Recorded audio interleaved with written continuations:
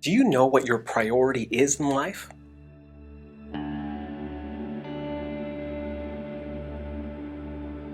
If you're anything like me, then when you start considering life's priorities, then a list of important things probably comes to mind, like family and work and school, relationships, hobbies, passions. There's so many important things in our lives that we may have difficulty listing them in order of importance. We all know that certain things are supposed to be more important than others.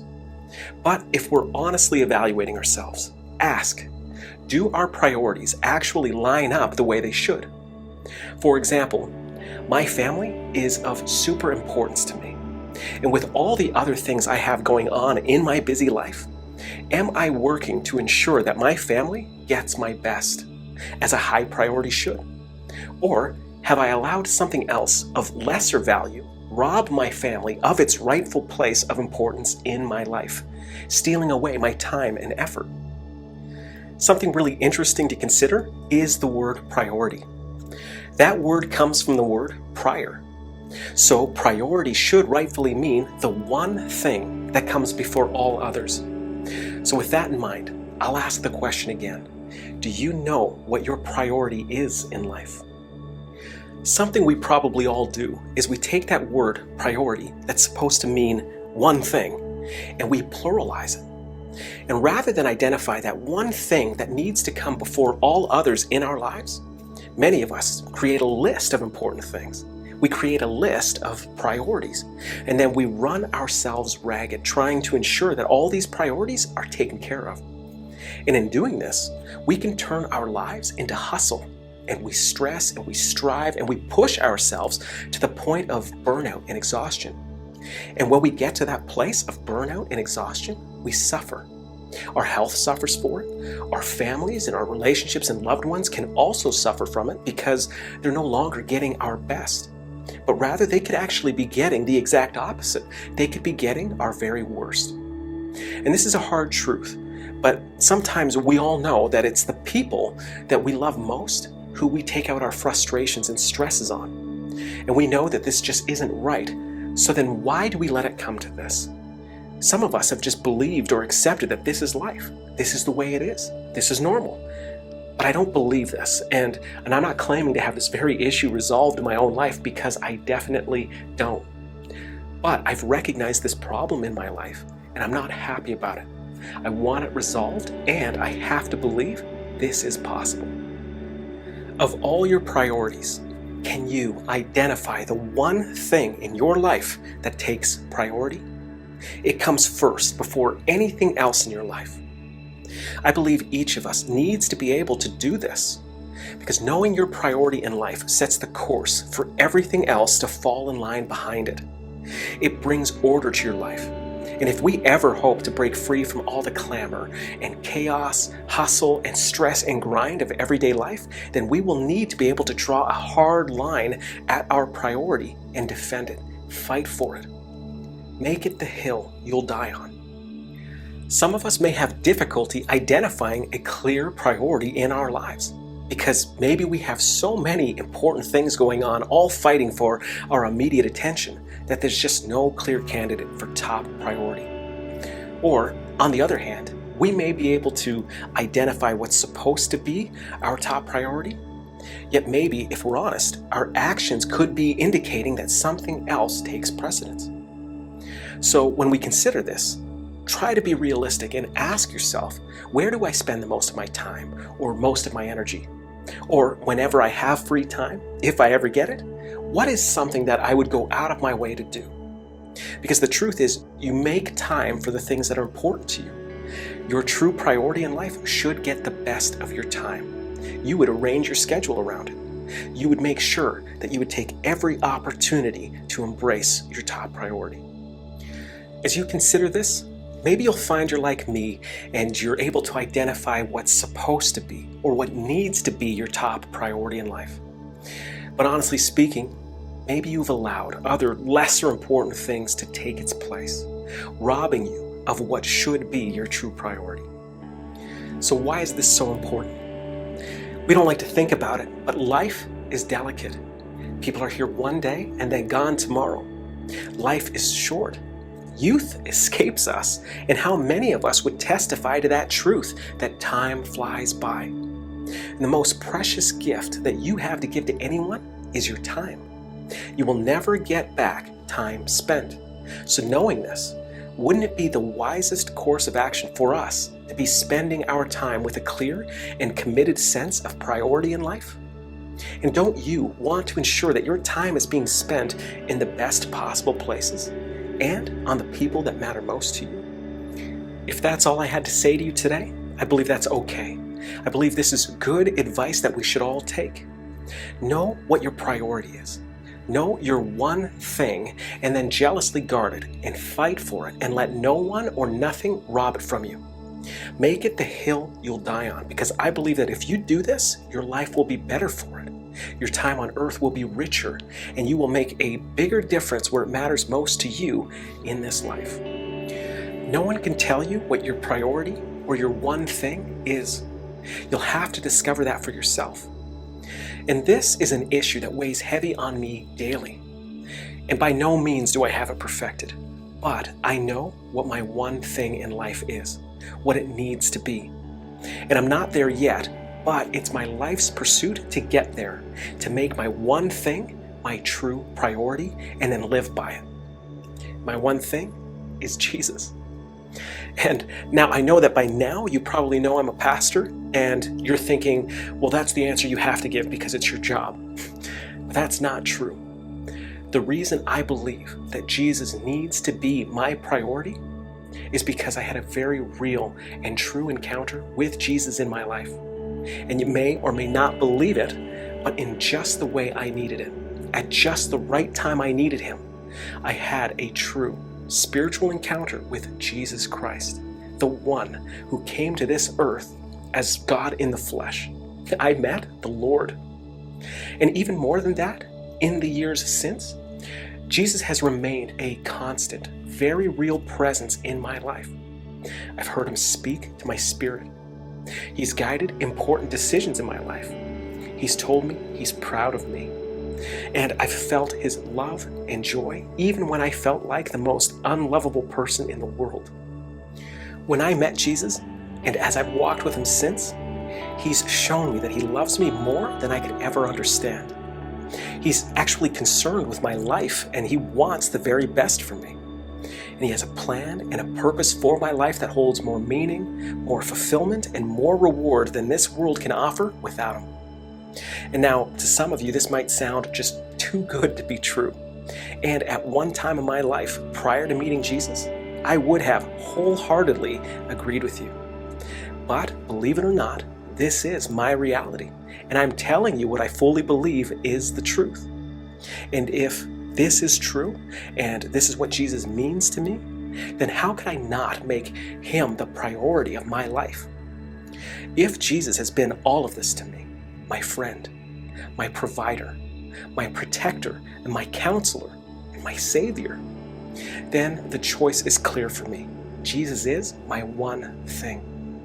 And if I put Jesus first in my life, then everything else will fall in line behind him where it rightfully belongs. And as a matter of fact, I believe Jesus wants to help me with this. He wants to make order of all that constant chaos and clamor that the world is trying to weigh my life down with. And Jesus will also help me sort through and separate all the things in life that actually need my attention from all the stuff that I can just flat out toss aside from my life simply because they don't matter, no matter what the world or society or anyone else has to say about it. So to me, this sounds liberating. And I believe this is a promise from Jesus himself. Jesus said, "Seek the kingdom of God above all else and live righteously, and he will give you everything you need." In essence, I believe what Jesus is saying here is put God first in your life. Make him the priority, and then live like you mean it. And as you do this, God will take care of everything else of importance in your life. With Jesus as your priority, everything else is taken care of. But so many of us know that life has a habit of getting in the way. Life takes over sometimes and threatens to rob us of our one thing by bombarding us with any number of other important things. And if we're not careful, we can unintentionally lose sight of what is most important while embracing a counterfeit, all the while being fully convinced that we've never forfeited our life's priority.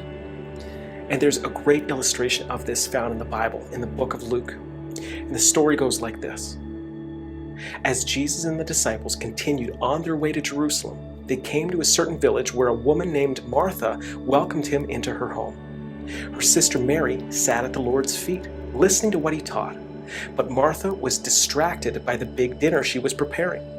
She came to Jesus and said, "Lord, doesn't it seem unfair to you that my sister just sits here while I do all the work? Tell her to come and help me." But the Lord said to her, "My dear Martha, you are worried and upset over all these details. There is only one thing worth being concerned about. Mary has discovered it, and it will not be taken away from her." What's interesting to me is that if you ask both Mary and Martha in this moment what their priority was, I believe that they probably would both answer the same thing. They would say, Jesus.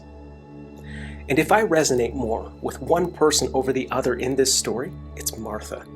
I feel like I get her. Here she is, working away, trying to be a good host, and she's opened up her home, and she's preparing what we're told is a big dinner.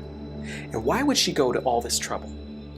I believe she's doing this because she loves Jesus. Jesus is so important to her. So what Martha is doing is a very good thing, and I don't think that any one of us would think otherwise. Here she is, slaving away to honor her Lord, Jesus Christ, her guest of honor, while her sister, who could be helping her, is sitting at Jesus' feet listening to him teach. And at first glance, I'm like, this isn't right. I'd echo Martha's words saying, "Lord, this isn't fair. Tell Mary to get up, stop being so lazy, and help me with the work." But then, to my surprise, Jesus says, in essence, "My dear Martha, you're stressed and burning yourself out over too many things that don't really matter in this moment. There's only one thing that needs your attention. Your sister, she's actually found it, and I'm not going to take it away from her."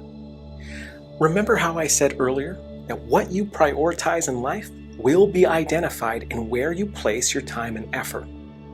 Well, both women would have said and been fully convinced that Jesus was their priority, yet in reality, only one woman, Mary, was actually spending time with Jesus. Martha was doing so much, working so hard to show honor and respect to her guest of honor, yet time was slipping by as it always does, and it was Mary who was actually sitting at Jesus' feet, spending time with him, her priority, speaking with him, learning from him. And when you begin to think of it in this way, it becomes clearer. Both women were spending their time on important things, yet only one of them was truly spending time on their actual priority. Another thing to consider in this scenario is, if both women placed priority on Jesus, a person, then wouldn't it be important to consider what that person thought as their prioritized one? Without consulting Jesus, Martha probably easily allowed herself to get distracted from what was truly important in that moment, all the while thinking that she's doing what's best and what's right for Jesus. Yet she didn't stop to consider asking Jesus what he thought was best. And while Martha's busy working away and then getting angry and frustrated on what the Bible itself calls distraction, Mary is actually listening to Jesus speak and tell her what is actually important in his own words.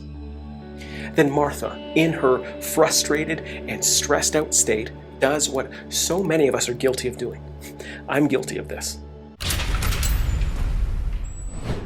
She takes her frustrations out on Mary, someone she loves dearly. But we see clearly here, and then Jesus points it out as well, that Mary, she's done nothing wrong, but rather she's actually done what's right and what's best in that situation. It was Martha, as well-meaning as she was, who was in error. For anyone who calls themselves a Christian, the name Christian means follower of Christ. This means that you are someone who believes that Jesus is alive and is setting the example that you are to follow. To be a Christian is to identify yourself as someone who has made the living Christ their priority in life, their one thing. And your living priority has much to say about how you live your life. So to ensure that Jesus Christ remains your priority in life, I believe that you will need to consult with Him regularly on all other areas of your life. And by consulting, I mean talk to Him, be in prayer, share with Him your concerns, take the time necessary, prioritize the time to wait on Jesus. Wait to hear what Jesus has to say on all important areas of your life. After all, if you're a Christian, then you're saying that you believe what Jesus did, said, taught as it was recorded in the Bible, and what He's still trying to speak to your spirit day by day.